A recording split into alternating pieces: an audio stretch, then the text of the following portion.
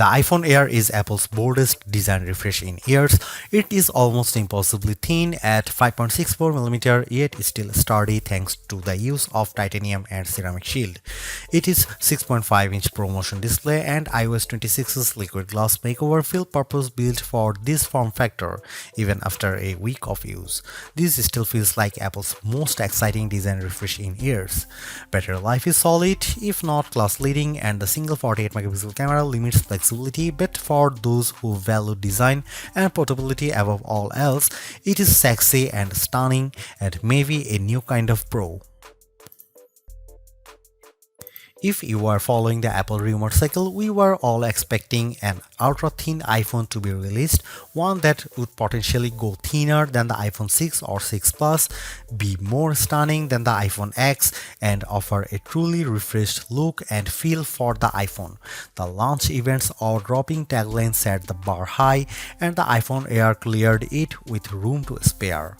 It's not the first ultra-thin phone. The Galaxy S25 Edge measures in at 5.8mm, but it still feels as stunning, sleek, and sexy in my hand right now after living with it for a week as it did during my brief hands-on session following the launch event. It feels as exciting as the iPhone X in that it might give us the playbook for the modern iPhone going forward, or at least show us one half of the purportedly incoming foldable iPhone. The photos released by Apple and even those shot by me for this review only do it partial justice. The iPhone Air is the best representation yet of Apple's vision for an iPhone that's just glass. It weighs in at just 5.82 ounces or 165 grams, fully justifying the Air moniker. Much like the iPhone 17 or even Pro Max, it feels balanced, not too top heavy, not too bottom heavy. It's Goldilocks ergonomics. I don't know if I'd quite call it awe-dropping, but the thinness is the part that gets people excited. At its thinnest, the iPhone Air is 5.64mm or 0.22 inches, and the plateau only jutes out of a bit more. I was instantly wowed, and over the course of a week, I have really become accustomed to this look and feel for an iPhone. While conducting some testing over the week, I showed it to my brother and sister-in-law, who were both visibly impressed when holding it. They asked about durability and were a little stunned at the overall feel. Then came the questions about battery life and the camera, both of which I will address below, and whether the USB-C port was thinner. On that last point, it is still a regular USB-C port, but to fit it in this frame and get in this small, Apple's design team started by 3D printing a custom one. And given how thin this phone had to be, Apple went back to grade 5 titanium for the shell and sides of the device. To further enhance the looks, it has a polished finish. My sky blue review handset is different from the MacBook Air and iPad Air colors of the same name. It is a bit lighter and pastel-like. I really like it, and the Air also comes in light gold, space black, and cloud white. While the innermost layer of the iPhone Air sandwich is made of that strong titanium, which can bend slightly under pressure but is designed to spring back, it's topped and bottomed with glass and glass ceramic, specifically Ceramic Shield 2 on the front and the Ceramic Shield on the back. The rear, like the iPhone 17, is mostly frosted matte glass, while the top bump gets the glossy finish. Apple says the Air is 3 times more scratch resistant on the front, so I've still been careful sliding this in and out of my front or rear jeans pockets, and the back is 4 times more crack resistant.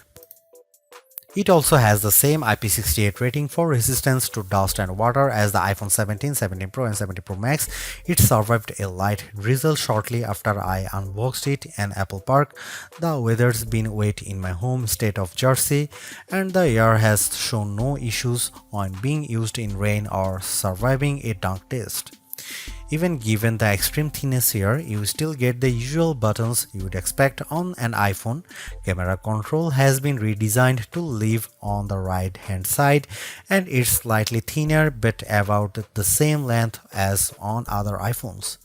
The power or sleep button sits slightly higher on the side with the action button, volume up and volume down on the left.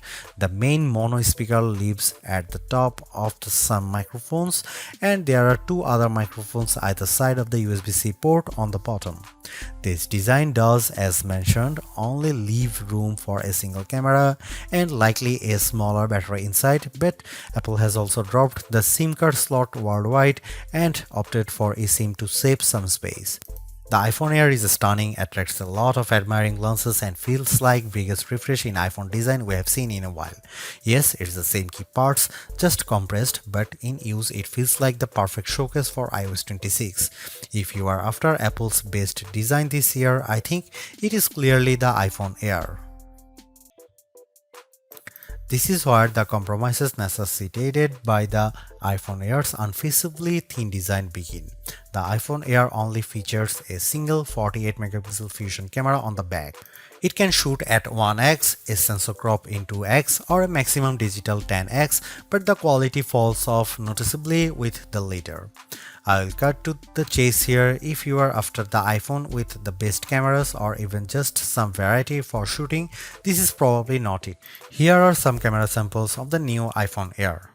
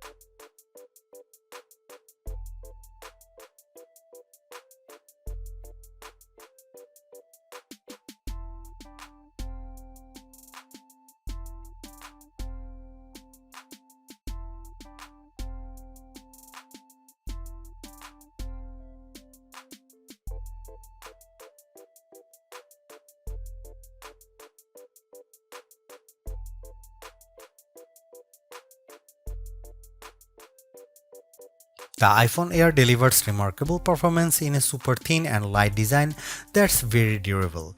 I especially like getting A19 Pro power in something this compact, but you have to make some trade-offs for the steep $999 price.